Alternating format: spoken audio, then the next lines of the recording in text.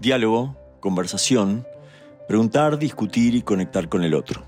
Soy Julio Gaeta y te doy la bienvenida al podcast Fábrica de Ciudad. En este espacio sumaremos entrevistas, charlas y conferencias en torno a las ciudades, el territorio y el paisaje. Un conjunto de diversas voces que construyen fábrica de pensamiento y reflexión sobre la arquitectura. Te invito a que seas parte de esta fábrica y síguenos para estar al tanto de los nuevos capítulos. En este episodio escucharemos la charla entre Julio Gaeta y el arquitecto español Josep Ferrando. Esta charla se llevó a cabo durante nuestra sesión número 45 de Viernes de Fábrica, impartida por el arquitecto Josep Ferrando. Recuerda seguirnos en nuestras redes sociales y en nuestro canal de YouTube como Fábrica de Ciudad para explorar más contenidos relacionados al mundo de la arquitectura. Josep Ferrando es un arquitecto catalán, es un arquitecto joven, a los arquitectos se les dice jóvenes hasta los 65, 70 años. Josep está muy lejos de ese límite todavía y entonces a Josep tuve el gustazo de conocerlo en Berlín cuando coincidimos en AEDES, una galería, la galería de arquitectura de Europa, y expusimos el trabajo nuestro de Gaeta Springal y el trabajo también de Josep Ferrando en la misma galería en el mismo momento. Se hizo la inauguración de las dos en dos partes de la distinta galería en Berlín. Los dos habíamos sido invitados y ahí entablamos, construimos una relación. Esto fue en el 2014, ya vamos a cumplir increíblemente 10 años de ese momento. Sí. Qué increíble. Wow, es que recién caigo, digo, me pareció que te había conocido hace 2, 3 años. Sí. Y después, sí, después nos vimos en varios momentos más. En Venecia fue jurado de nuestro taller. Yo también hice mucha fuerza para que lo invitaran desde la UAB a exponer también su trabajo, porque había visto su... Y entonces Enrico Fontanari, que fue amigo de los dos, que saben que es este profesor que lamentablemente ya murió, y era mi contraparte en Venecia, era el vicerrector por la UAB, lo invitó y entonces también tuvimos la oportunidad de estar ahí con él. Él fue jurado de los WAVE, que es este taller que se hace en Venecia, y tiene una obra increíble, singular, y es un profesorazo así de lo mejor que conozco de verdad de los profesores contemporáneos, que tiene, como siempre me gusta decir y siempre me gusta valorar, porque pretendo yo también ser parte de esta tribu, de los que tenemos esta doble pierna en la práctica y en la docencia, desde esa convicción de que uno es mejor arquitecto siendo profesor y es mejor profesor siendo arquitecto, cuando hablamos sobre todo de profesores de proyecto. Entonces, me da un gustazo tener a Josep. Amigo, gracias por estar acá, de verdad. Sé que estás en un momento complicado.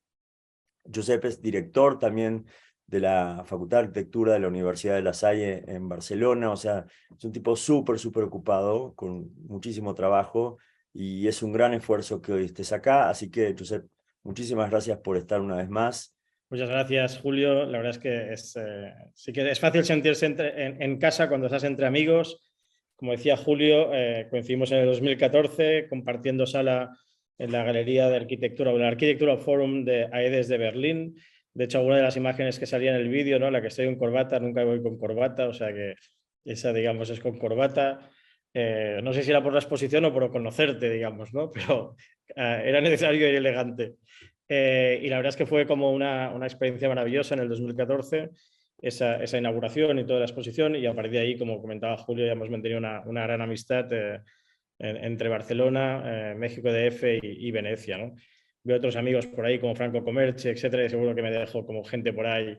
Tengo memoria visual, fíjate, ¿eh? O sea que nada, un placer estar como acá entre amigos y nada, y a compartir un poco de algunas de las cosas que ya vimos también en el diplomado, pero que creo que está bien como poder profundizar un poco más como en una charla, ¿no? Allí es más un trabajo, digamos, en el diplomado que tiene que ver en cómo compartir los procesos, ¿no? Para poder empezar a trabajar metodologías de proyectado, ¿no? Pero en cambio aquí va a ser un poco pues compartir algunos proyectos ya más directamente, ¿no?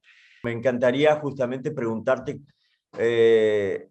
arrancar con una pregunta así, una pregunta objetivo, disparo, de justamente como estás ahora en la dirección de la escuela, de la Salle, y también estás llevando adelante, digamos, esta práctica intensa, con obras de mucha calidad y ganando concursos y todo. ¿Cómo es eso de atender a esas dos diosas, ¿no? De la práctica y la academia? ¿Cuánto cuesta? ¿Cuántas horas de sueño hay que reducir? En fin, ¿cómo se va llevando, arquitecto, esa lucha doble? Está bien, hay que reducir unas cuantas horas, pero bueno, ya estamos acostumbrados, ¿no? Ya creo que es la asignatura troncal, aquí llamamos la troncal, ¿no? La más importante de la carrera cuando estudias arquitectura, seguramente la asignatura más importante es dormir poco, digamos, ¿no? La gente dice, no, es proyectos, no, es dormir poco, ¿no? Proyectos es la segunda, ¿no? Entonces yo creo que eso ya es algo que lo llevamos dentro y ya lo practicamos, ¿no? Yo creo que me tomo como desde el principio, desde que terminé la carrera, que estoy dando clase, ¿no? Formo parte del mundo académico y al mismo tiempo hago proyectos, creo que es algo que es intrínseco y que para mí sería un poco raro que no hubiera cualquiera de las dos, ¿no? De hecho, yo soy mellizo, tengo una hermana melliza, ¿no? Y mucha gente, a veces amigos me preguntan, oye, ¿qué se siente siendo mellizo? Digo, no lo sé, porque en realidad nunca me ha ocurrido que no lo fuera, ¿no? Entonces, esto yo creo que me ocurre lo mismo, o sea, nunca ha ocurrido que no esté en la práctica y la academia al mismo tiempo, ¿no? Con lo cual, para mí, fue una parte como de un mismo proyecto, ¿no? Es un mismo proyecto que en realidad engloba como dos maneras de entender, ¿no? Que intenta entender la didáctica en la práctica, pero también al mismo tiempo el oficio en la academia, ¿no? Es decir, que yo creo que esa compensación entre el oficio, ¿no? Y la cultura, ¿no? En el sentido académico de la arquitectura, creo que se compensa, no son vasos comunicantes entre ambos, ¿no? Entre la academia y la práctica, ¿no? Y de hecho yo siempre digo que acepté el cargo de decano de la escuela porque antes hubo un encargo, ¿no? Que era el encargo de pensar la escuela, ¿no? Y en ese sentido creo que tomárselo como un proyecto fue, digamos, el detonador de que aceptara el cargo, ¿no? Porque realmente podía seguir haciendo de arquitecto, ¿no? Y entonces yo creo que allí es totalmente necesario, y aquí compartimos con varios de los que estamos aquí esos vasos comunicantes entre academia y práctica, y realmente sería muy difícil para nosotros, ¿no? Cojearíamos, varios de los que he citado también antes, ¿no? Cojearíamos si una de las dos no la tuviéramos, ¿no? Totalmente. Venga. Buena respuesta, me encanta. Siempre la he escuchado, pero me gusta escucharla una y otra vez. La vamos diciendo de modos distintos conforme nos atraviesa el tiempo. Es una imagen mítica que muchas veces muestro, algunas veces cambio, pongo otras, pero siempre procuro empezar con una imagen que sea capaz como de expresar de una forma muy sintética una manera de pensar, ¿no? Y eso normalmente cuando buscas la síntesis, ¿no? Y por lo tanto para mí la síntesis tiene que ver con la belleza, que no es lo mismo que el minimalismo. Es decir, el minimalismo no es belleza, es un estilo, ¿no? En cambio la belleza no tiene ismos, ¿no? Y para mí la belleza tiene que ver con esta idea de síntesis, ¿no? Que es hacer lo mínimo posible, no en el sentido de vagancia, ¿no? Sino en el sentido de síntesis, ¿no? De sintetizar lo máximo lo que uno hace para conseguir el mayor placer, ¿no? Y yo creo que eso, por eso digo que huye de la vagancia, no tiene que ver con el hacer lo mínimo en el sentido de hacer pocas cosas, sino hacer lo máximo para sintetizar, digamos, lo máximo, ¿no?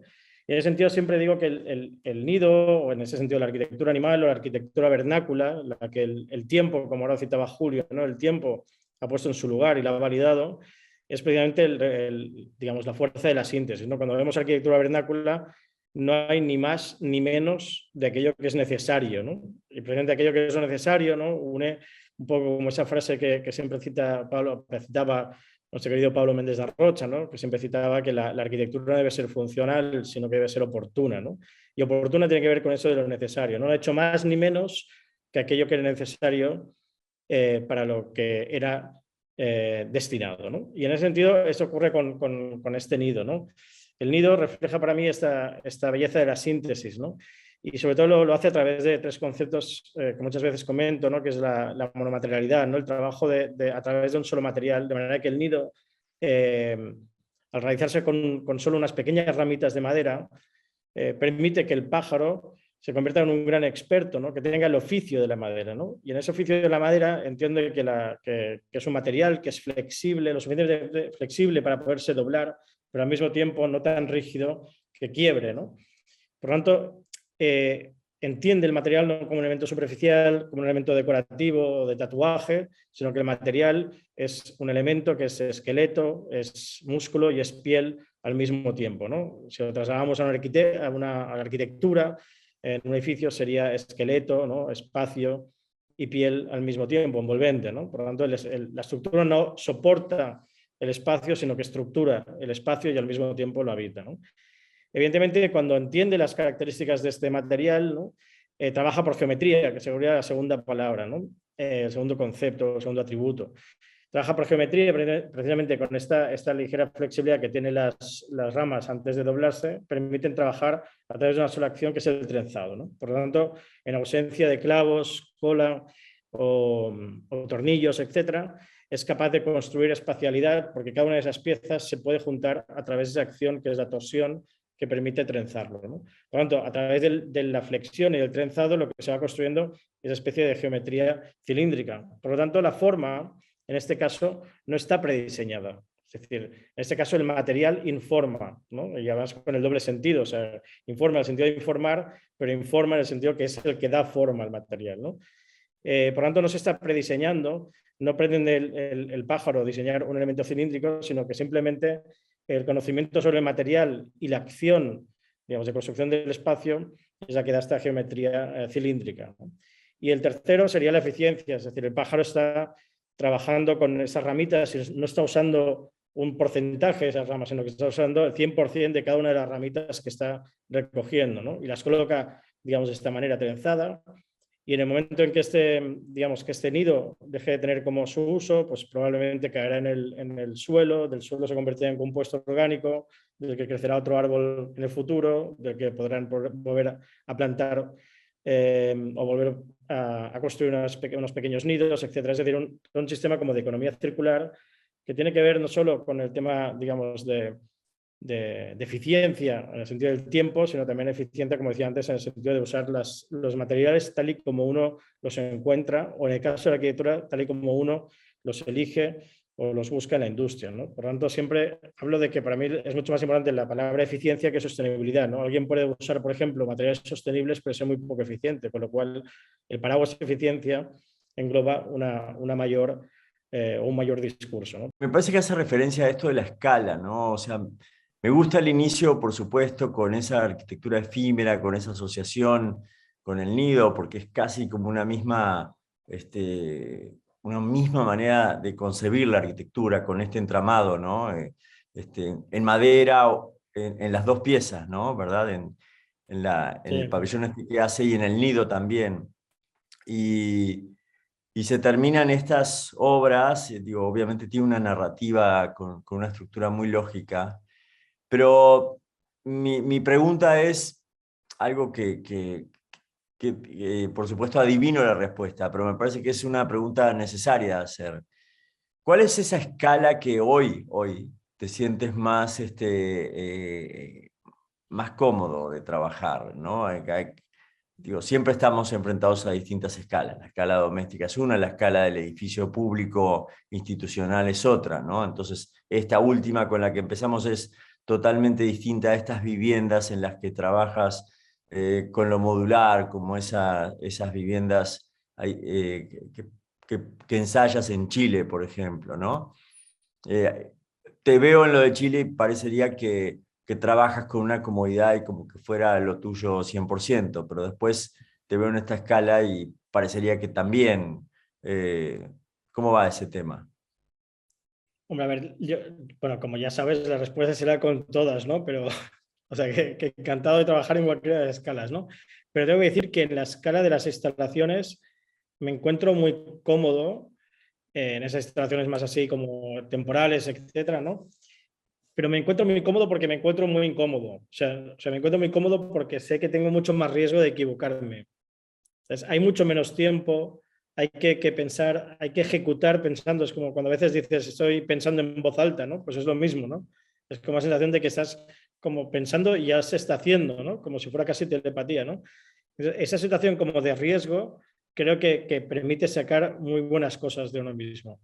Yo creo que eso no sería tanto no es la que me pone más cómodo, me pone más cómodo en el sentido que más me interesa, ¿no? Por ejemplo, ahora La semana pasada iba cerca de, bueno, a 2 horas de Barcelona, no, 1 hora y media más o menos de Barcelona, hay una población que se llama Olot, que organizan un festival que se llama Lluernia, que es un festival sobre luz, en octubre, y me empecé a hacer una instalación en un cráter, que es un cráter de 120 metros de diámetro, ¿no? Y claro, ya la cabeza, digamos, ahí está. Yo tengo los otros proyectos que están ahí en marcha, pero el cráter está aquí todo el rato, ¿no? Todo el tiempo, ¿no? Entonces, el tema es cómo hacer algo. Entonces, yo creo que estos proyectos te ponen muy a prueba y te sirven como decíamos antes, y lo hemos hablado más de vez contigo, ¿no? Como campo de prueba de otras cosas, ¿no?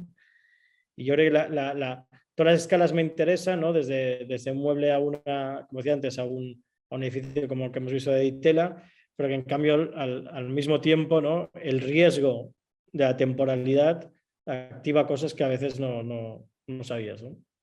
El hecho de incurrir en estos ejercicios de arquitectura efímera, ¿no? El pensar digo, ninguna arquitectura es para siempre, ¿eh? Pero sí la mayoría de las arquitecturas sentimos que nos van a trascender a nosotros cuando logramos proyectarlas y construirlas, ¿no? Y eso ya aparentemente ya las sentiríamos como eternas, ¿no? Pero estas arquitecturas que tienen que durar meses y que nos hablan, ¿no? De ciertos conceptos como esta condición de oportunidad, ¿no? De ir a negociar con quienes están construyendo la catedral y negociar por las traves, por las vigas estas de acero, o el estudio que implica revisar la obra de Amancio Williams en Argentina y hacerle esa especie de guiño o homenaje, ¿sí? O el informarse sobre el material, cuando llegan estas vigas metálicas y ver que en aquello que nos pasa siempre, ¿no? De pensar que las cosas van a suceder de una manera y después suceden de otra, y tenemos que tener esa mente rápida para resolver en el momento de cómo entonces un criterio que era ordenarlas por tamaño, pues se ordenan por otro criterio totalmente distinto, como el que tú mencionabas, que es el grado de oxidación, ¿no? Ya sabes que lo comentamos muchas veces y también a través de tu obra y vuestra obra, ¿eh? Que a veces cuando estamos explicando esos proyectos, ¿no? Yo hablo, ¿no? Es que de detalles, ¿no? Como por ejemplo cuando decía lo de la madera, ¿no? Las 4 maderas juntas de la escalera, ¿no? Claro, no son detalles constructivos, son detalles espaciales, son detalles conceptuales. No es casual hablar de esto, ¿no? Y es algo que también descubres, ¿no? Es lo que decíamos antes, ¿no? Que también ponerte en riesgo significa descubrir, ¿no? Y como con las vigas en Construmat, etcétera, ¿no? O cuando ahora decimos cuál es la distancia. Claro, cuando yo empezaba a trabarlas en Copenhague, ¿no? Las piezas, te das cuenta que no podían ir en las dos direcciones, que yo quería girar la casa, pero no podía girar las piezas, porque si las giraba ya no se encontraba entre ellas, que la única manera de poder hacerlo es que los listones siempre trabajaran en la misma dirección, aunque la geometría de casa, o topológicamente hablando, girara, ¿no? Pero entonces eso, de repente es perfecto, porque eso es lo que me está dando la pista de cuánto puedo separar las maderas, porque solo puedo separarla lo que me pase la dimensión de la viga, porque claro, la dimensión del listón no es lo mismo pasarla a 90 grados que con la otra inclinada. O sea, la inclinada genera otro tipo de vacío porque está en otra dirección la listón. Entonces, cuando descubres que el proyecto te está hablando, eso es maravilloso. Eso es lo que es maravilloso, ¿no? O sea, cuando tú ya no le hablas tanto, ¿sabes? Y habla él, dices, wow, eso es una maravilla, ¿no? Entonces dices, bueno, ahí vamos bien ya vamos bien, ¿no? Exacto. Porque se termina personificando el proyecto y es un actor más, y por eso te susurra al oído decir, oye, el criterio de ordenamiento de las traves no es por medidas, es por esto. Entonces escuchaste a los materiales como cuando decimos que no puede haber un mismo proyecto de vuelta en la Pampa Argentina, como tú dices, o en qué sé yo, o en Puerto Escondido. Okay. Son climas distintos, lugares distintos, la brisa corre distinto, los elementos naturales son distintos, ¿no? Entonces, lo importante de ir al lugar y sentirlo y que efectivamente nos hable ese proyecto primero, que el primer proyecto siempre es el lugar, ¿cierto? ¿No? Sí. Desde el principio empecé a pensar en esta idea de que es decir, ocurren muchas cosas al mismo tiempo, ¿no? No es lineal, ¿no? Pero, por ejemplo, pensar desde el principio que va a ser un elemento que va a estar en la vía del tren, automáticamente es como algo que está bien que se mueva. Si se mueve, empiezas a pensar cuál es la energía del lugar. Y la única energía era la del viento, ¿no? Si es como el viento, empiezas a pensar cómo son las cometas. Por eso la pieza de madera no es una pieza de sección cuadrada, sino asimétrica, para que recoja el viento. La que recoge el viento bla, bla, pero al mismo tiempo estás trabajando geométricamente, ¿no? Entonces es algo que está ocurriendo al mismo tiempo que estás pensando, o sea, cómo es capaz de moverse, cómo es la geometría, cuál es el material, cómo lo van a ejecutar. Pasa toda la vez, no es que lo visualice, digamos, ¿no? Te agradezco y el compartir, ¿no? De esto se trata la docencia, de esto se trata lo que estamos queriendo hacer, que en este juego de ciclos, ¿no? Donde nos va, como digo, me gusta decir, atravesando el tiempo, pues por ahí también tenemos la suerte de que los proyectos también nos toquen, nos transformen, y está buenísimo el poder compartirlos, y de esto se trata Fábrica de Ciudad, Viernes de Fábrica. Así que, Josep, muchísimas gracias. Muchas gracias y felicidades de nuevo. Admirable todo lo que estás haciendo. Gracias. Gracias por acompañarnos en este nuevo episodio. Te recordamos visitar nuestro canal de YouTube y seguirnos en nuestras redes sociales para no perderte todos los contenidos que tenemos disponibles de la mano de arquitectas y arquitectos nacionales e internacionales.